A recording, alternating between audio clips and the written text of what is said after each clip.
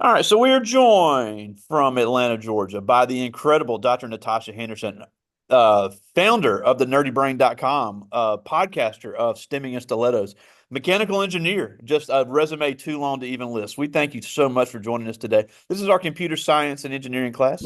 I've got a room full here with me at Velma Jackson High School, and we're recording this for all of our friends in Madison County schools, including my good friend Angela Jordan over at Shirley Simmons Middle School and my man Willie Bates over at our Career and Technical Center. We are so glad you're with us today, and it's also a part of our YouTube channel, so something you can feature on your website as well. So, thank you so much for joining us today. Well, no, thank you for having me. I'm so glad to be here. Now, before we get into all it is you do and some of the opportunities and technological advancements that we don't even know about, just give us a little history. You went to start out at Kennesaw State and got your degree originally at Kennesaw State in mechanical engineering.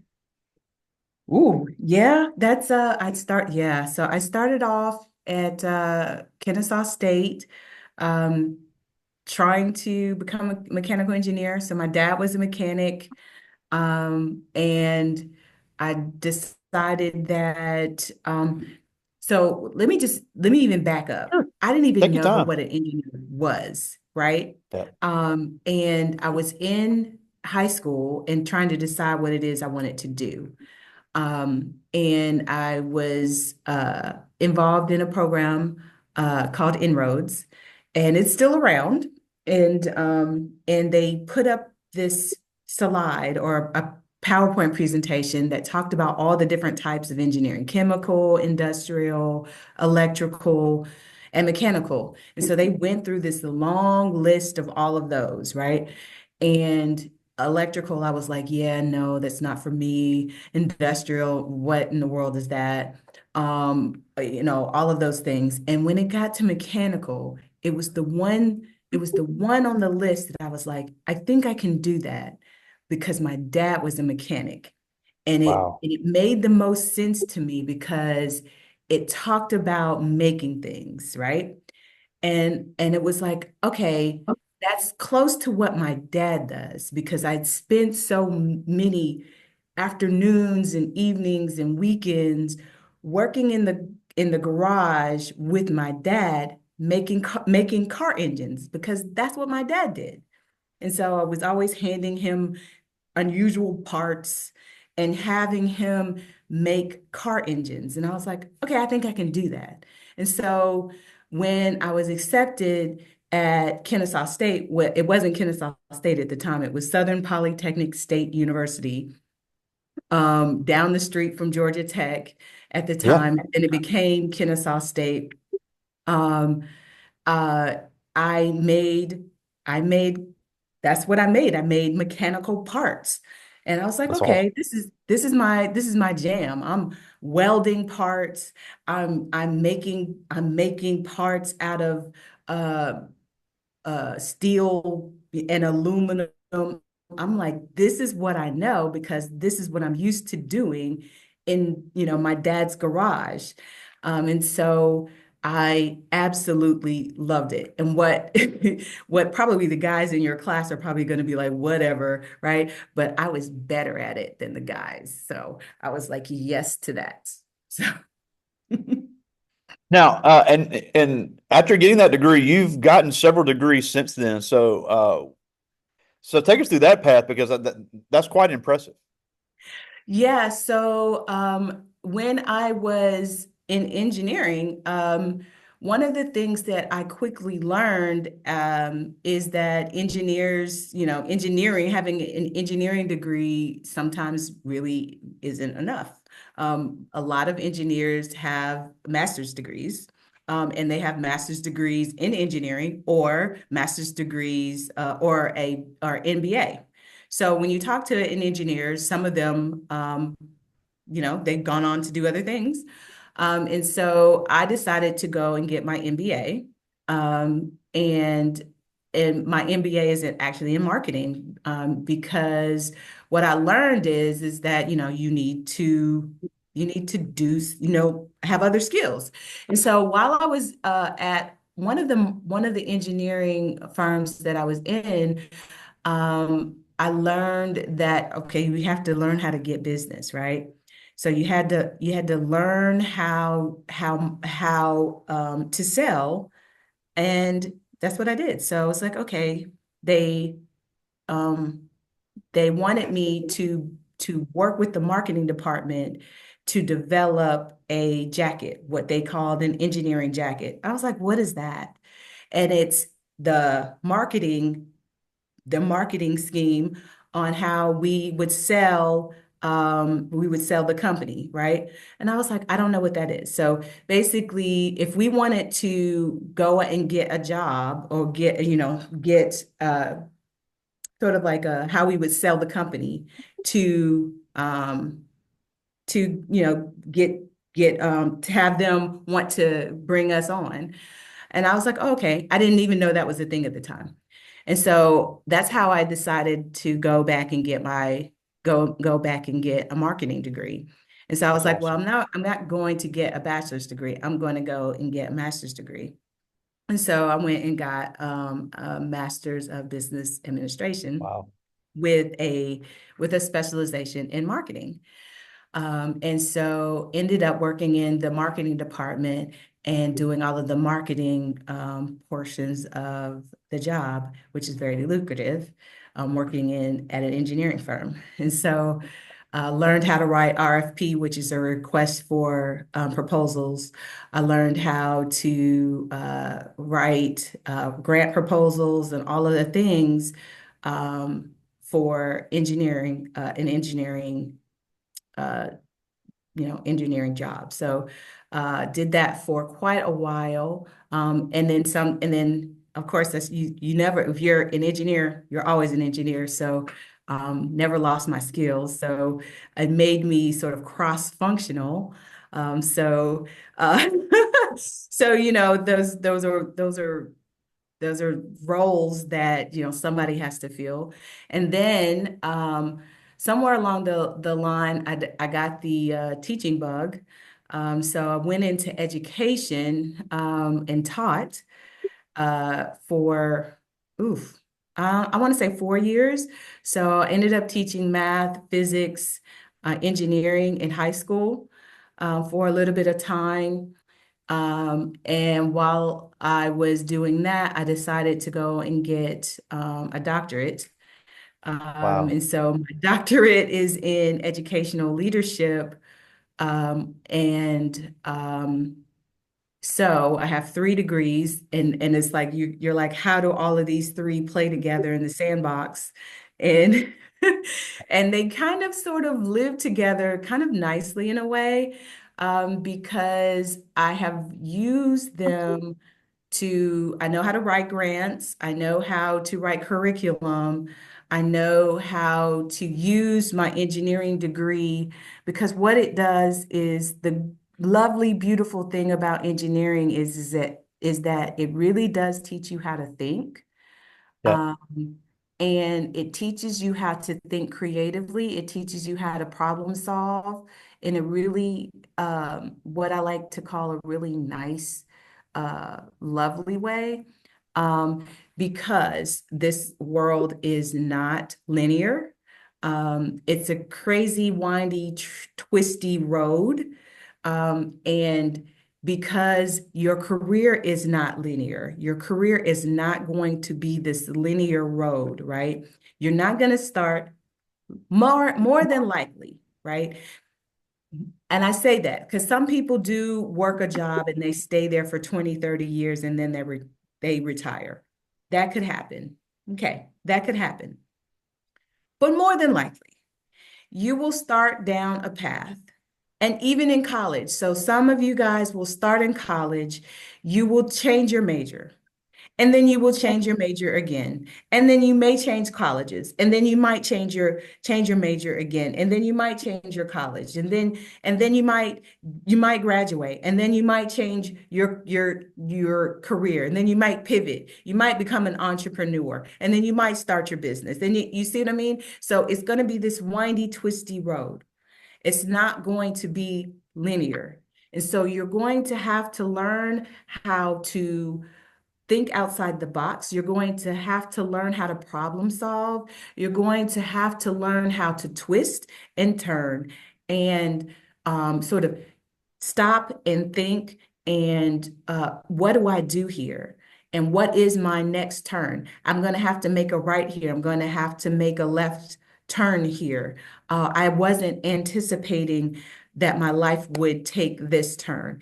And what I've learned in engineering is that you have to learn how to problem solve. I'm going to have to know how to ideate here. I'm going to have to know, okay, what did I learn here? And what did this thing teach me? And then learn from that right now. And then take that lesson and go with it right now and move forward on a dime and and go with it, right? And because I know and I learned those lessons early as an engineer, um, I could take those things. And because I have the skills that I learned from my marketing degree, as you know, I learned those skills and I've learned plenty more skills along the way. And I know I have those things. And because I have this degree as a leader, and I've learned those skills along the way, I've said, you know what? I'm going to take everything that I've learned along the way and I'm going to put them into practice on a daily basis. And I'm going to um, be confident in myself and I'm going to bet on me at every turn. And I'm going to be a success. And that's how I've been able to move forward in my own career. And so that's how I've been able to do the things that I've been able to do, and that's how I've been able to be the mentor, be able to start the businesses I've been able to start. That's how I've been able to be a podcast host. That's how I've been able to, step into roles that people, would have said no to me about, and I've said, okay, I'm going to do it anyway, but I'm going to do it my way. That's awesome. Now, and we're going to come back to that. But one thing I wanted to mention on your website, you talk about the need for skilled workers because we have kids that say, "Look, all that sounds great. I'm interested in this type of stuff, but I don't really want to go to college. I don't want to do the 4 year thing." And we have it, like I said, we have our engineering program here in Madison County Schools. And one thing you really hit on your website is the need for more skilled workers in trades. A lot of these engineering firms are hiring. See, because I think a big problem is kids hear engineering firm and they think, "Oh, I'm not an engineer. I can't work there." But engineering firms are always hiring HVAC people, especially now with the everything being automated. Those server rooms have to stay cool. They're Yep. always hiring IT people that have IT certifications that don't necessarily have a college degree.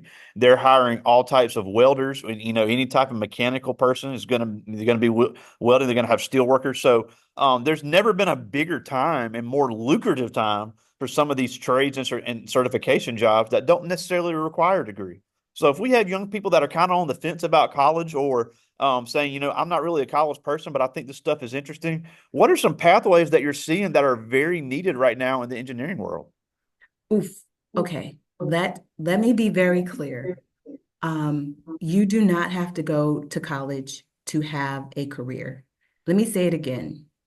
For the people who didn't hear me, who might be, on the fence about college.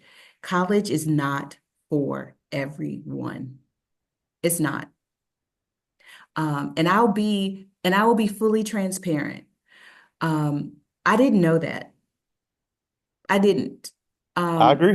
I would have told you maybe 10 years ago, 20, 15 years ago, go to college. It's the pathway for success. I would have been the one to tell you that. But I am a proponent of when you know better, you do better. Okay? And now I know better, right? There are certificate programs out there where you can get a certificate that is 6 weeks and you can become an IT certificate, a IT technician, and people will hire you and you can go and be and have a lucrative career. Look, do your research. There are programs and people who are waiting for you. You guys have to do your homework. I promise you there are careers and I mean, I am frustrated for you, but there are programs and people and workers and companies that are waiting for you guys. So please do your homework and find these people and have them make yourself available so that they can find you. Google, I know, has certifications that are available to you. There's a place called, I think it's called National Merit. Um, and I may have gotten the name wrong, but look it up. It's something Merit. I just was looking at it on the other day. And Greg, Mr. I'll get it to you. Um, so there are programs. So certifications are the way to go. And then there are apprenticeship programs where you just need to have the willingness to try and the time. Okay? Because sometimes it's going to take time and effort. Okay?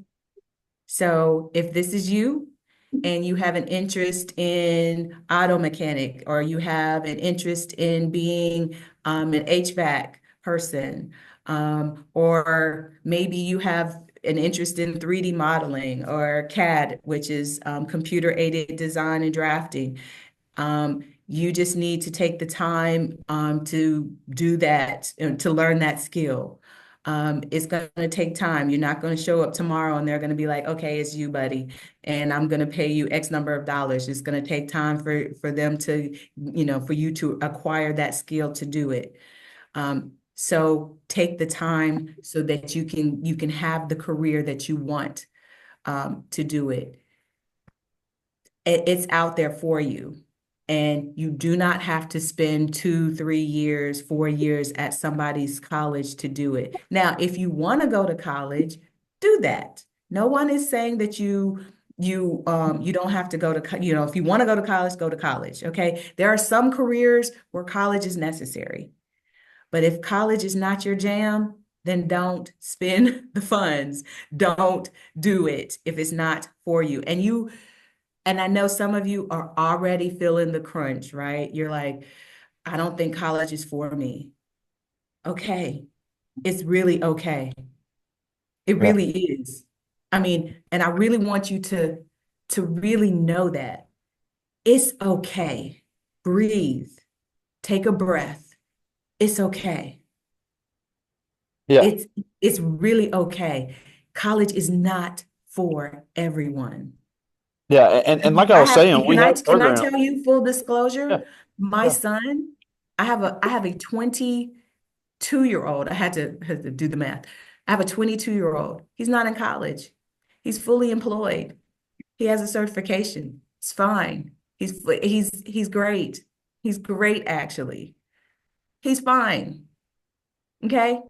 Fine. He has his own apartment. He has his own car. He's out of my house. He's happy. I'm happy. We're happy. So there's life after high school. So you guys, he's good. Yeah, Okay. and we have programs that they can get certified in high school in these IT and engineering classes. And we have great community college system in Mississippi as well, where they can be certified at 19, 20 years old and walk into very high paying jobs. And I will tell you, he is an IT technician. He got a certification right out of high school. And so let me just tell you that's exactly what he did. He got an his certification as an IT technician. I can't remember the program. And he's since gone on to get 2 additional certifications through his job. His job paid for it. And so that is what he did. And so you guys can have the same opportunity as well. And so he's good. And the same thing can happen for you guys. And so just look into what opportunities are available for you. And again, once you get the one certification and you get on with the company, they might be able to pay for whatever other certifications um, are out there and available. And then, you get those certifications. It doesn't mean that you're locked into that company. A certification belongs to you. It does not belong to the company. It belongs to you. So that means you Yeah. are even more marketable and can go wherever you want to go. Absolutely. Well, before I get to their questions, one thing I obviously want to talk about is the nerdybrain.com and the Stemming and Stilettos podcast because you have such a great platform. One thing I say all the time is just because you're the first at something doesn't mean you can't be the best at something. There's been a huge push over the last few years to diversify these STEM careers. And we have another guest of this class, and I see in Atlanta too. I got to get you her information. She sent me a screenshot of a Zoom call she was on once with all these other engineers, and she was the only black face on it. And she just said, look, all these people are great people. And he said, I'm not saying that everybody in this field's racist because that's not the case, but we need more people that look like me.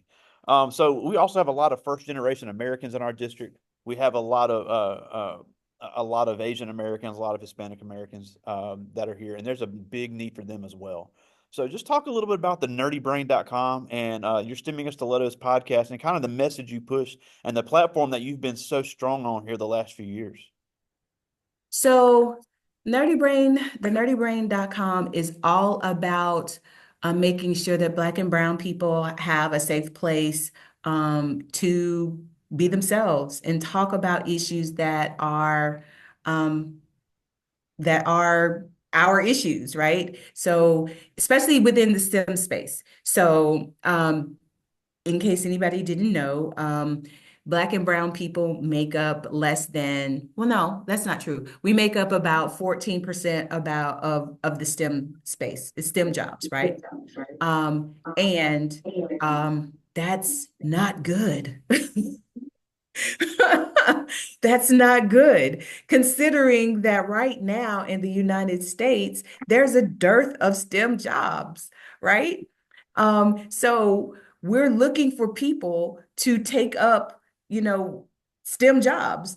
And and within that, there aren't Black and brown people, right? So and then if we're talking about women, there is that number is even lower.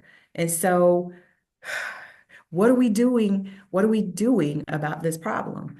And so that's why I'm here. And that's why you'll find other Black and brown people talking about this issue, right? So we know it's not a skill issue. So it has to be, it has to be something else. And so it's there, there are many of us talking about what other factors go into play that make it difficult for us to want to stay in this space. And so because we love our jobs, we love what it is we do, but why aren't we staying in it? And so what things make it difficult for us to want to be in the space? And so it's about talking about those issues, talking through those issues that make it a more welcoming arena and a space for Black and brown people to want to stay and do the work that we know is needed in this space and arena. And so that's what Nerdy Brain does. I do coaching, consulting, and I coach and consult with corporate America folks. And I also do coaching with Black and brown people because it has to be a both and. So, hey, if you're a Black and brown person and you're going into this space, I have to tell you, like, this is what it's like, right? So I want you to be prepared when you roll into a space and like you don't see anybody who looks like you. You're the first and the only, right? So you have to be prepared for what you're walking into. But I also want corporate America to know, hey, if you're hiring Black and brown people, this is what the culture is like, and this is how we need to change the culture because you are responsible for the mass exodus that we're seeing within 5 years. And so we don't want to see that anymore. We want people to come and stay, and not only stay, but thrive. And so, and what we're seeing is that we'll see people come in, but they only get to a certain level, and there's not Black and brown people at leadership. And so that's where it's part of the issue is that we are seeing is that there's not Black and brown people that is ascending the corporate ladder. And so when you don't see somebody who looks like you that is managing you, it's like you don't understand the issues that I'm having because you don't look like me and you don't understand the issues that I'm having. So that's part of the work that Nerdy Brain does. Yeah. And I was actually interviewed by a magazine last year where I talked about this very issue. And I said it all goes back to access and resources because I'll be and these guys get sick of me talking about this, but I say it all the time. And my platform is the fact that for decades, even after integration, even after all the suppressive laws, even after all that was off the books, rural America, rural Mississippi, especially rural Black communities, were not given the same resources as other areas. But that tide is turning, and there's never been a better time for our young people to really understand that this is techno that this is where technology is going, this is where careers are going, and their skills are so needed, their minds are needed, and it's really, really with all these technological changes with AI and all these robotics and mechanical engineering, we need them to learn these skills, and there's definitely a place for them. Awesome. Yep. Well, I do have a few questions from the students. And I like all these. This first one is Cortez Maxwell. He's in 10th grade. And he asked, I'm very interested in welding. Would there be a place for welders in the mechanical engineering space? Ooh, love this. So, um, let's see. I would say it's weird because I want to say yes, but it's not quite within mechanical engineering. So it's in manufacturing. Does that make sense? Yep. Okay. So so in a weird way, yes, but it's more on the manufacturing side. Yeah. Okay.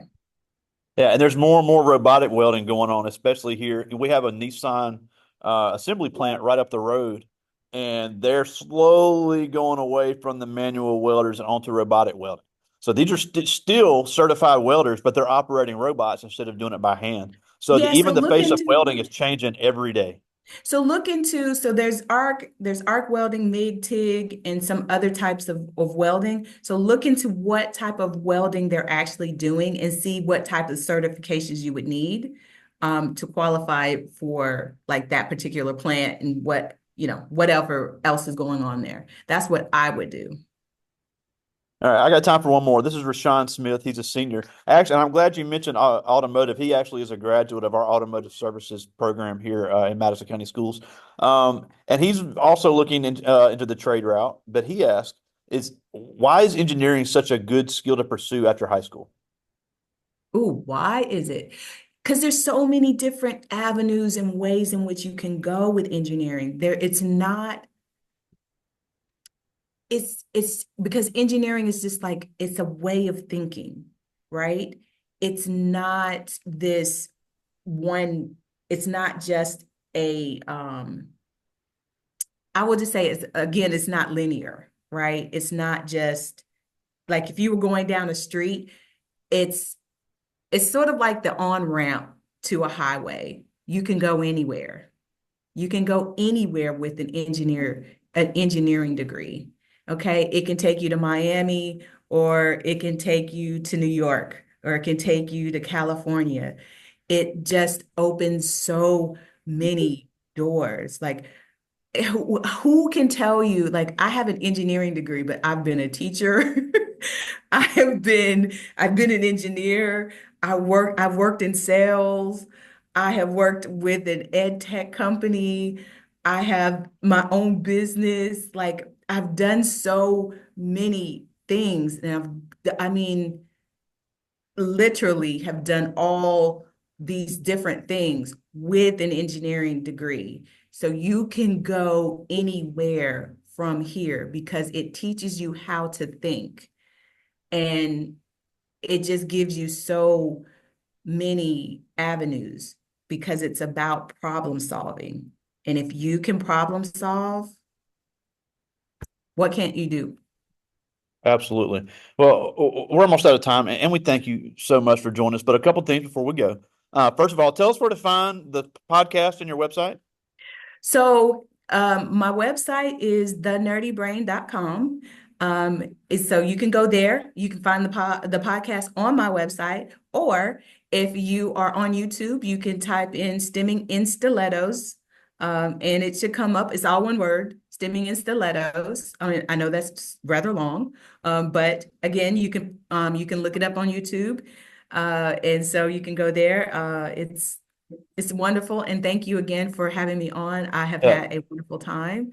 Yeah, Uh, I've been on the website. You got some great you got some videos of your speeches on there. A lot of great information for anybody that's interested. And in the web and the podcast is extremely interesting. And I've gotten to listen to a couple episodes as well. Really doing some great work there in Atlanta. But the last thing before we go, why is it so important for these kids to understand the changing technology of these careers and to be ready to move into these engineering and technology jobs as they graduate from high school?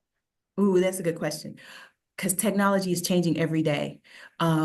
We are the way technology is changing very, very, very fast, very fast. We do not have time for you guys to be playing catch up, right? The phone you have in your back pocket on your in your hand on out on your desk is already old. It's already old. So AI is Chat GPT, they're already working on five right now.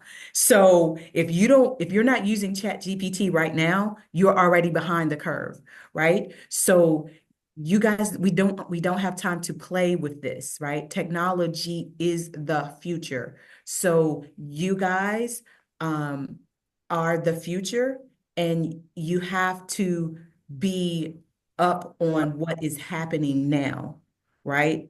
And so when we talk about technology, it is not just your chatbots or your phone. It is, you guys need to be paying attention to what is coming up next. Because we are counting on you guys to be up on it, because you guys are the young. Our expectations are high for you all to be what's next. So yeah, get on it. Well, again, we thank you so much for fitting us in your busy schedule. Not Dr. Natasha Anderson, all the way from Atlanta, Georgia, founder of the nerdybrain.com. Thank you so much for joining us today. You're welcome and have a great rest of your day. Thank you so much. I'll talk to you soon, buddy. All right, bye.